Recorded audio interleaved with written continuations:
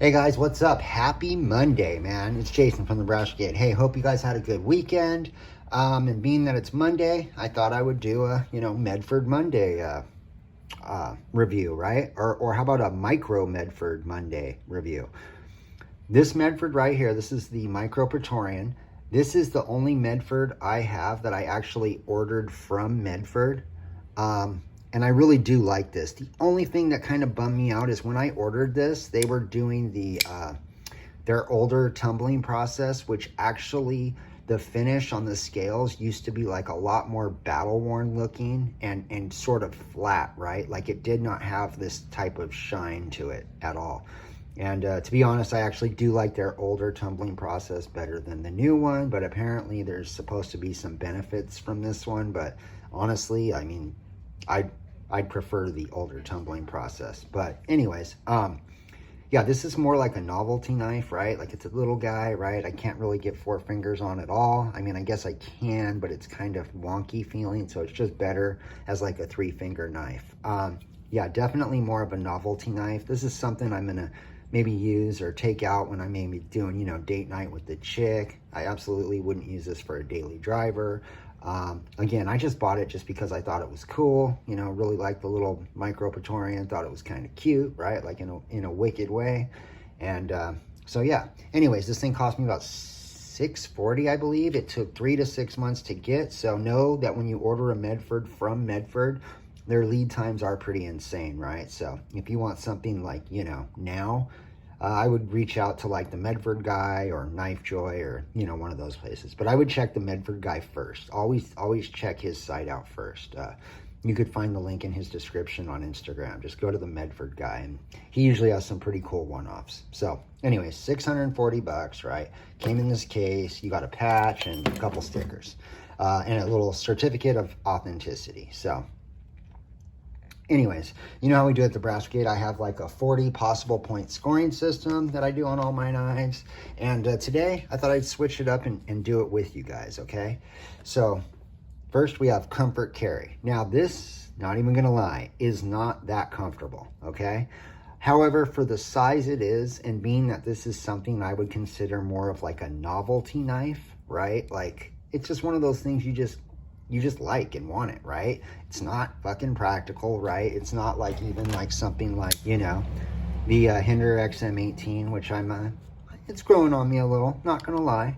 Still think, there's a few issues with it, but yeah, but anyways, it's nothing like this, right? It's not like a, like a daily driver type knife, or even something like the Paramilitary 2, right? Like these are gonna work much better, right? You have that full grip, just more practical, right, for everyday use. So anyways, yeah, comfort carry, for how small it is, you know what, I was gonna give it a 7,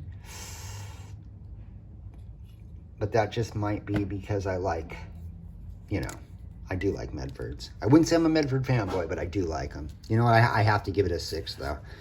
I feel like a 7 is just no, it's a 6. It's not that comfortable. I mean, straight up, it's not.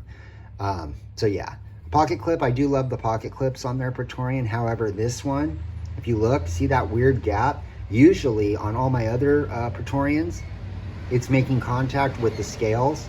And I don't know. That bugs me, right? So for build and finish, right there, I mean, it can't be a 10 just because of that pocket clip. But with the exception of that little, blem, as far as I'm concerned, again, all my other ones kind of like, are actually against the scales, right? And I mean, if this was 5 years old, right, I would expect it to maybe look like that, but brand new, I mean, I feel like it should look like the rest of the Medfords I have and be actually flush against the scales. So being that I do have a few Medfords, and I see how their build and finish come out, I have to give this I'll give it a 9. Because other than that, I mean, find something wrong with this, right? Like, just look at it, right? Look at the lockup, right? This is S35VN, right? This is their hollow grind drop point blade. Has some nice little functional fullers, right? This thing runs on phosphor bronze washers. Now, all Medfords, well, pretty much all of them, are pretty stiff, right, when you first get them. And that's due to their extremely tight tolerances. But I do know from, you know, experience, the more you use these things, the, you know, the more they're going to break in and the easier they're going to get to open and shut. See, like there's nothing drop shut about this at all, right?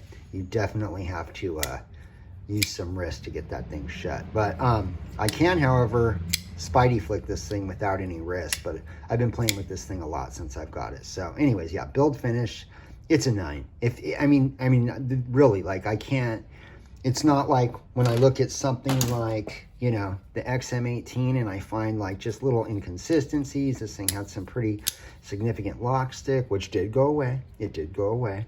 There were just some things on this that I saw that just, you know, for, you know, $500, I just felt they could have been done better, right? Maybe I was a little tasteless on my Hinder video, you know, but that's just my opinion, and that's just what it fucking is. So anyways, price value didn't do well.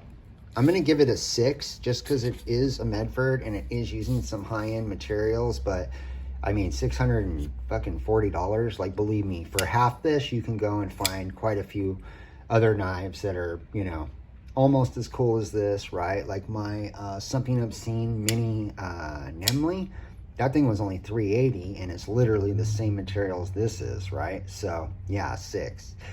Now, cool factor, I got to give it a 10 because the reason why I ordered this is because I thought it was so cool, right?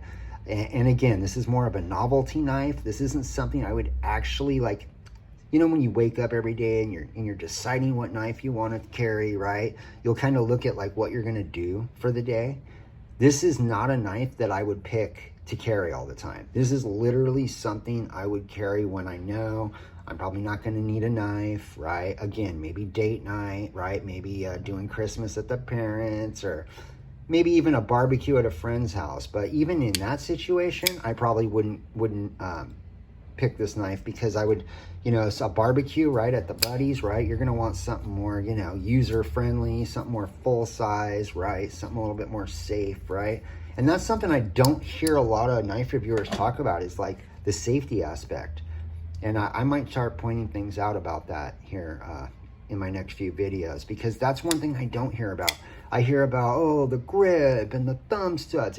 Here's a video, my top 20 thumb stud fucking knives, or my top 20 knives between 2 and 2.5 inches that were above $40 but under $100. Like, what? I might do a video on my top 5 safest knives, right? Or my top 5 least safe knives. And without giving you guys examples, it would be hard to explain. So maybe I'll just post a video on what I'm talking about. Anyways, guys, yeah, this thing gets a 10 for cool factor. This thing gets an overall score of, I think that was 31. Is it 19? Yeah, right? Anyways, whatever. Hey man, I'm not good at math, bro. 31. So yeah, this knife is definitely a novelty item, right? It's definitely not something I would carry every day, but I like it and I bought it. And yeah, that's all I got, man. Hey, you guys have a good week, man. Hope you had a great weekend, and you know the deal. Stay safe, shoot straight. Yeah.